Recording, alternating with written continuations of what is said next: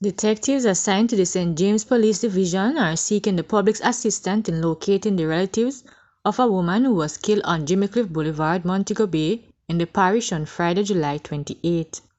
The body is of dark complexion, slim build, and about 168 centimeters or 5 feet 6 inches tall. It was clad in a white blouse, multicolored skirt, and barefooted. Reports are that around 12:10 a.m. that day, citizens stumbled upon the body of the woman and summoned the police. Upon their arrival, the woman was found on the sidewalk with a stab wound to her back. The scene was processed and the body removed to the morgue.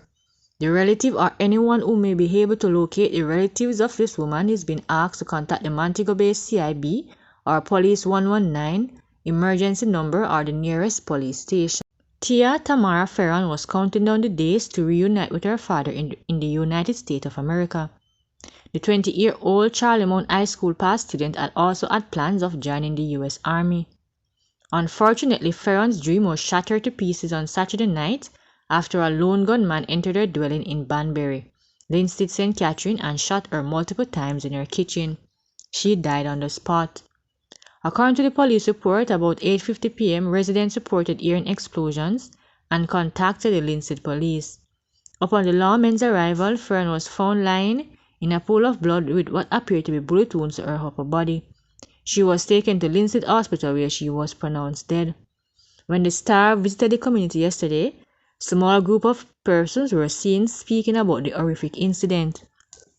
3 of Ferron's relatives sat on the veranda, but they were too distraught to speak with the press. Her grandfather emerged minutes later and his eyes were teary and swollen. A man has been charged with predator larceny in connection with the theft of items from the farm at Guyshill High School in St. Catherine. Garfield Griffiths, otherwise called Little Dread, of Guyshill is to appear before the St. Catherine Parish Court at Linstead on Tuesday, September 19. It is reported that around 1:30 a.m. on Saturday, September 17, residents observed strange movement at the school farm and alerted the police. The police responded and a man was held with 9 bunches of plantains and 3 bunches of bananas, valued at about $40,000. He was arrested and charged.